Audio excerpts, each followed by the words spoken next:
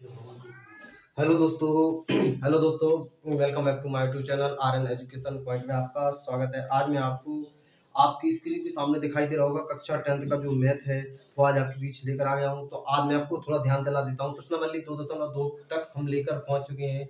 तो चलिए मैं यहाँ से आपको और कंटिन्यू करवाऊंगा। 2.2 प्रश्नावली आ चुकी है। अब यहाँ से मैं आपको प्रश्न नंबर 2.2 का प्रश्न नंबर 1 है, मैं उसको आप बोल कर सुना रहा हूँ, आप समझ लेना।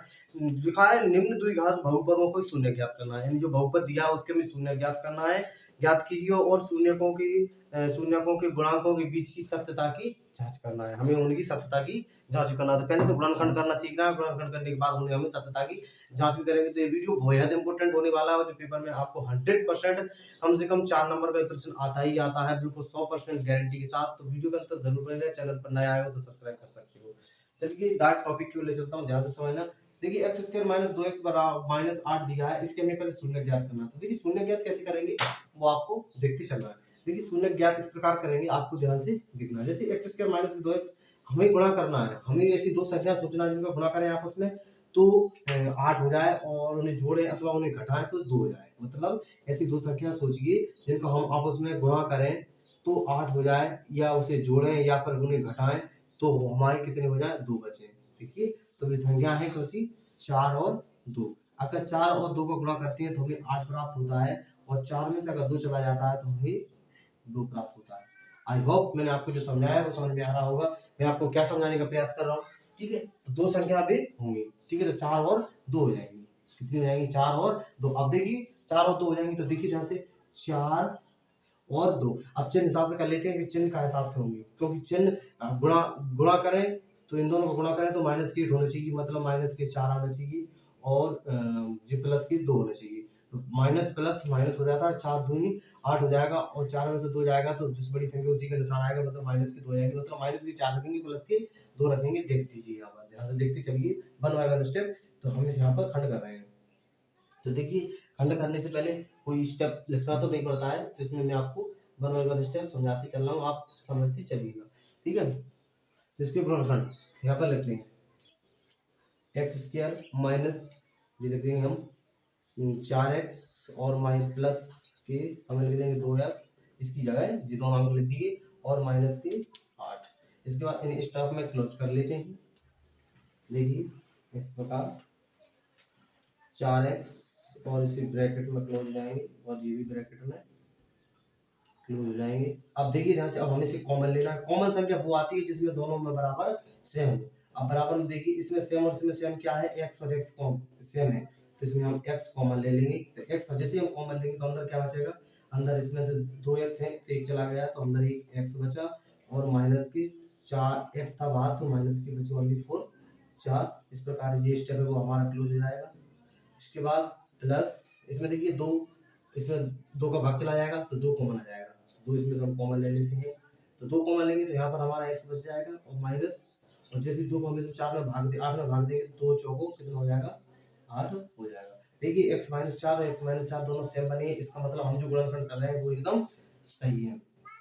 अब और देखिए ध्यान से, इसके बाद देखिए x प्लस 2, तो ये हो जाएगा हमारा x प्लस 2। एक तो जी बन गया, और एक x माइनस 4, एक जी ले लेंगे, तो x माइनस 4। इस प्रकार एक जी हो गया।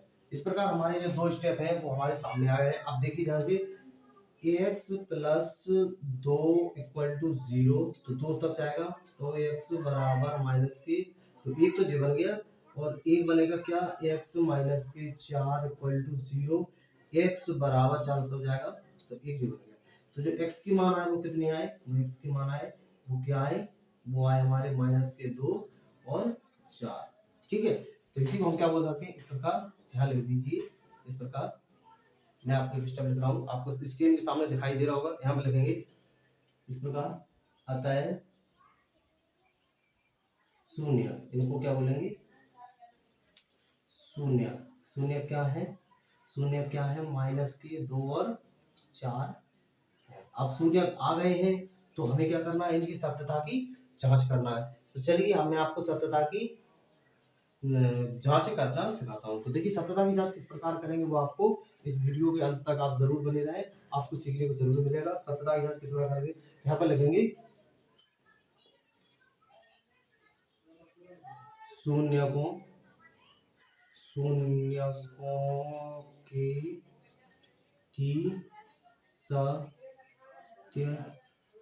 सत्यता की जांच करने पर। अब कर रहे हैं जांच तो किस प्रकार करेंगे, तो यहाँ पर आप ध्यान से समझ लीजिए, इस स्टेप को आपको ध्यान से समझना है, इस स्टेप पर पहले गौर करना है। तो देखिए हमारा इस प्रकार लिखेंगे, यहाँ पर मैं डायरेक्ट समझाते चलूंगा, कोई दिक्कत नहीं है, ठीक है। तो फॉर्मूला होते हैं, दो फॉर्मूला आप याद रख लीजिए। एक होता है आप सत्यता की जांच, तो एक निकालेंगे हम शून्यकों का योगफल और एक निकालेंगे हम शून्यकों का गुणनफल, दो निकालने होते हैं। तो देखिए सूत्र के फॉर्मूला के रूप में इसको दूसरे कलर से लिख देता हूँ। तो हम निकालेंगे, पहले यहाँ पे लिखेंगे शून्यकों का योगफल, शून्यकों का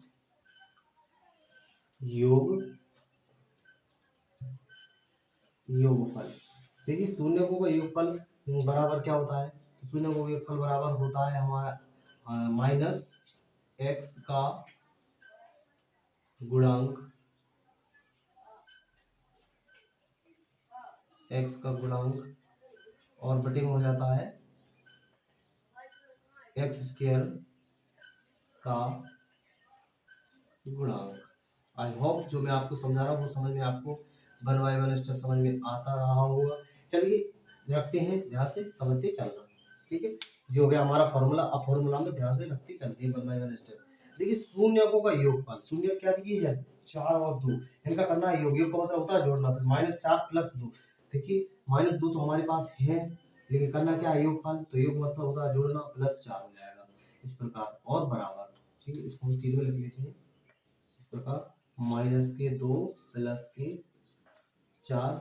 और देखिए माइनस एक्स का गुणांक, एक्स का गुणांक कहाँ है, देखिए एक्स का गुणांक क्या है माइनस के जी, देखिए एक्स के साथ क्या लिखा है माइनस का 2 लिखा है कि नहीं, तो ये एक्स का गुणांक हो जाएगा, तो माइनस का, तो जी माइनस लगाएंगे और वो माइनस का 2 है ही, तो जी माइनस का 2 हो जाएगा इस प्रकार। और एक्स स्क्वायर गुणांक क्या है, तो एक्स स्क्वायर का जो एक्स स्क्वायर है उसका गुणांक कुछ नहीं होता है, क्या है यहाँ कुछ नहीं है, तो 1 मान लेंगे हम, तो बटे में क्या जाएगा हमारा 1 आ जाएगा। देखिए 4 में से 2 जाएंगे, 4 में से 2 जाएंगे तो हमारे क्या बचेंगे, 2 बच जाएंगे इक्वल टू, और देखिए ध्यान से ऋण और ऋण का गुणा हो जाएगा तो क्या हो जाएगा धन, वो 2 का 1 का भाग लगेगा 2 में तो जुड़ जाएंगे, मतलब कुछ नहीं होगा, तो मतलब 2 बचेंगे कुल मिला। तो हमारे ये 2 बराबर 2, इसका मतलब हमने जो शून्यकों का जो योगफल निकाला वो एकदम करेक्ट है। अब निकालेंगे हम शून्यकों का गुणनफल, तो उसका भी एक फॉर्मूला होता है, दो फॉर्मूला याद रख लीजिए, हर सवाल में यही लगेगा। देखिए दूसरा फॉर्मूला क्या होता है, ठीक है। देखिए दूसरा फॉर्मूला आपको स्क्रीन के सामने वैसे दिख रहा होगा, अगर नहीं दिख रहा है यहाँ पे मैं लिख के बता देता हूँ। देखिए शून्यकों का, यहाँ से शून्यकों शून्यकों का गुणनफल। देखिए शून्यकों का गुणनफल क्या आएगा, तो शून्यकों का गुणनफल इक्वल टू हो जाएगा हमारा अचर पद, क्या हो जाएगा अचर पद, और बटे में आ जाएगा हमारा एक्स स्क्वायर का गुणा, एक्स स्क्वायर का गुणा। आई होप जो मैंने आपको फॉर्मूला लगा वो आपको फॉर्मूला समझ में आ रहा होगा। चलिए अब मैं आपको इसका वो एक स्टेप और बचा है जो आपको इसी स्टेप के द्वारा समझ में आ जाएगा।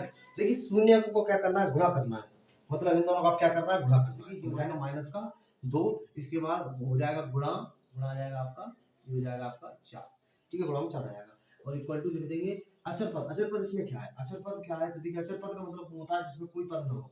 तो देखिए अचर पद ये क्या है हमारा माइनस का 8, तो यहाँ पर हमारा हो जाएगा क्या माइनस का 8, और बटे में क्या लिखा है, बटे में एक्स स्क्वायर गुणा, तो बटे में एक्स स्क्वायर गुणा क्या होता है हमेशा 1 होता है, मतलब कुछ नहीं है तो 1 मान लेंगे 1, ठीक है। अब जो नेक्स्ट स्टेप बनेगा वो क्या बनेगा, वो आपको समझना है, ध्यान से समझना। देखिए 4 का 2 में करेंगे तो कितना हो जाएगा माइनस की 4 में जैसे हम 2 में करेंगे तो कितना हो जाएगा माइनस के 8 इक्वल टू, और ये 8 का 1 में डाल देंगे तो माइनस के 8, मतलब देखिए ये सेम है ना, ऊपर जो मैंने सत्यता की जांच की थी वो भी सेम थी, और यहाँ पर भी सत्यता की जांच की थी वो भी सेम थी, मतलब देखिए दोनों के जो मान है वो सेम सेम आए।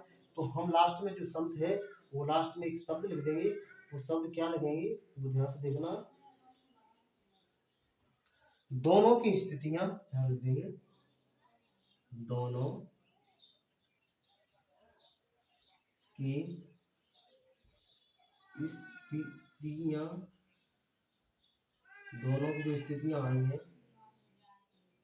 सत्य है, दोनों की स्थितियां सत्य है। तो यही हमारा राइट आंसर हो जाएगा।